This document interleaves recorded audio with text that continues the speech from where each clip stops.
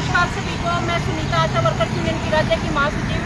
लगभग 73 दिन से आशा जो है आंदोलन पे थी, हड़ताल कर रही थी और हड़ताल के 73वें दिन आज सरकार से वार्ता हुई है। 5वीं बार सरकार से वार्ता हुई है और आशा वर्कर्स को जो है 7 महीने हो गए आंदोलन करते हुए। हम हर महीने आंदोलन कर रहे थे और पिछली 8 अगस्त से हमें हड़ताल पे जाना पड़ा क्योंकि सरकार हमारी बात नहीं सुन रही थी, हमसे बात नहीं करना चाहती थी। सरकार एक गतिरोध बनाए हुए थी, उसको तोड़ना नहीं चाहती थी। आशाओं के आंदोलन की अनदेखी कर रही थी, उनके काम की अनदेखी कर रही थी।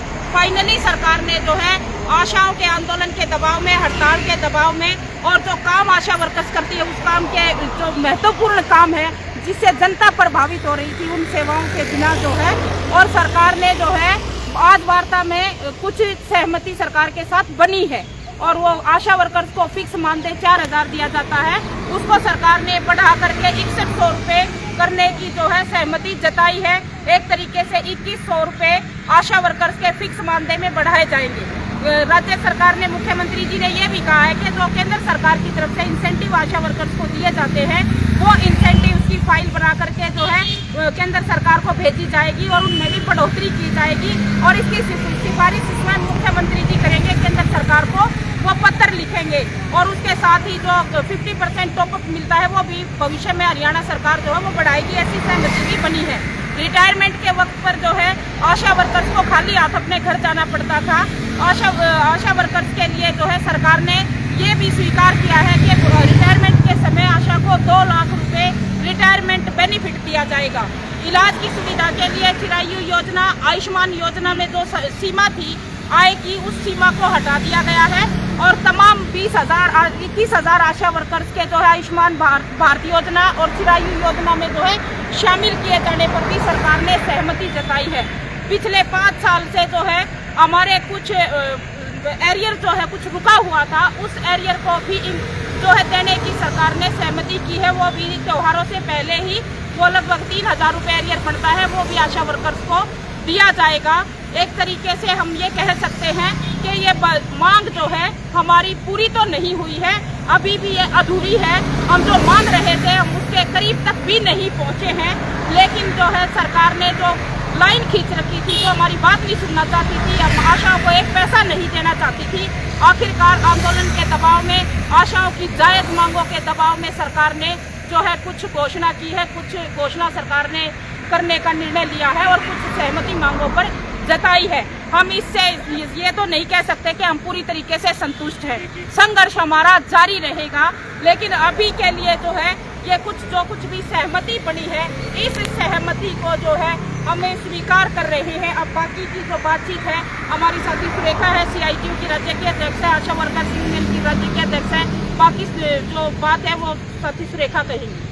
नमस्कार साथियों, जैसा कि हम सब जानते हैं 73 दिन से हम हरियाणा की 20,000 आशा वर्कर्स संघर्ष कर रही थी और हमारे संघर्ष को हरियाणा की जनता, न केवल हरियाणा की जनता बल्कि पूरे देश की जनता बहुत ही उम्मीद की नज़र से देख रही थी और सरकार के साथ हमारे एक तरह से हम ये कह सकते हैं गतिरोध बना हुआ था, बातचीत नहीं हो रही थी।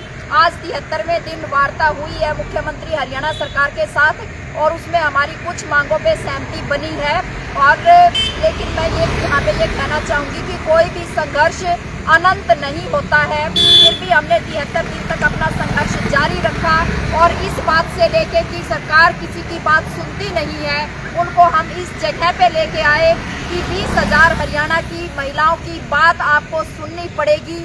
उन्होंने हमारी बात सुनी, ये हमारी बड़ी जीत है। हम इसको इसी तरह से इस चीज़ को देख रहे हैं।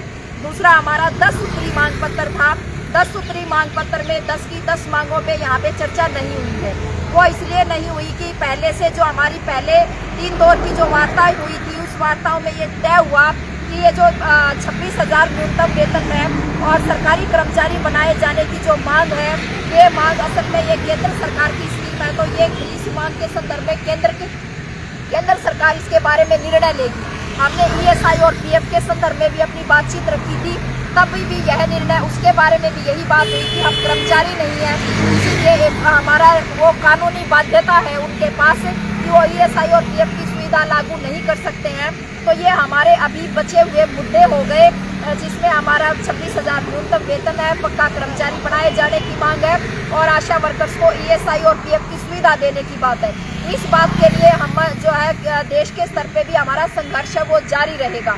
जैसा कि हम सब जानते हैं 30 अक्टूबर को हमारे पहले से ही पूरे देश की आशाओं ने ये निर्णय लिया है कि हम दिल्ली में जाएंगे, जंतर मंतर पे हम अपनी रैली करेंगे और हम केंद्र सरकार से इन तमाम मांगों को उठाएंगे। तो हमारी वो रैली जारी रहेगी, वो हमारी स्टैंड करती है और 30 अक्टूबर को हरियाणा की तमाम आशा वर्कर्स दिल्ली पहुंचेंगी। और ये जो 73 दिन से हमारा संघर्ष चल रहा था, इसके संदर्भ में जैसे कि मैंने पहले भी कहा कि कोई भी संघर्ष अनंत नहीं होता है और सभी चीज़ें एक साथ हासिल नहीं होती हैं। हर चीज़ की कुछ सीढ़ियाँ होते हैं, कुछ कदम होते हैं। पहले भी संघर्ष करके हम कुछ कदम आगे बढ़े थे, हमने अब फिर संघर्ष किया, हम कुछ कदम आगे बढ़े हैं। बाकी जो चीज़ें बकाया बच गई हैं, इसके लिए हम भविष्य में हमारा संघर्ष जारी रहेगा।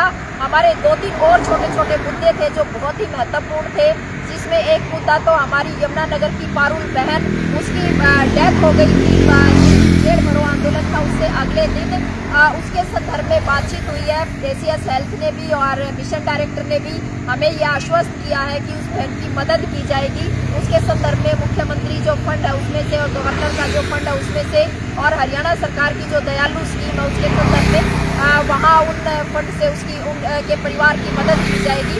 उसके संदर्भ में कल हम एप्लीकेशन, उनके परिवार की एप्लीकेशन यहाँ सरकार के पास भेजेंगे, जिस पे आगामी कार्यवाही होगी।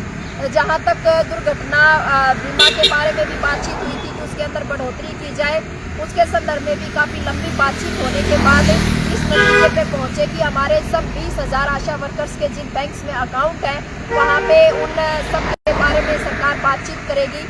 हमारा जो स्वास्थ्य विभाग है इस संबंध में बैंकों से नेगोशिएशन करेगा और नेगोशिएशन करके हमारे सबके खाते एक बैंक में लाके हमसे जो भी हमें बीमा, वहाँ से जो भी राहत दिलाई जा सकती है उस संदर्भ में भी बातचीत होगी। और कुल मिला के हम ये कह सकते हैं कि हमारा जो शानदार संघर्ष था उसका सभी आशाओं के लिए वो उसकी बहुत बहुत बधाई।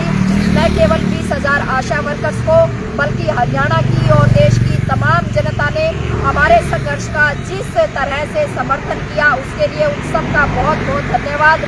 संयुक्त किसान मोर्चा, महिलाओं के संगठन, नौजवानों के संगठन, छात्रों के संगठन और हमारी CITU की और बाकी ट्रेड यूनियनें, जितनी भी ट्रेड यूनियनों ने हमारा समर्थन किया, हम उन सबका आभार व्यक्त करना चाहते हैं, हम उन सबका धन्यवाद करना चाहते हैं कि हमारी इस बात को वहाँ तक पहुँचाने में उन्होंने एक अहम भूमिका निभाई है।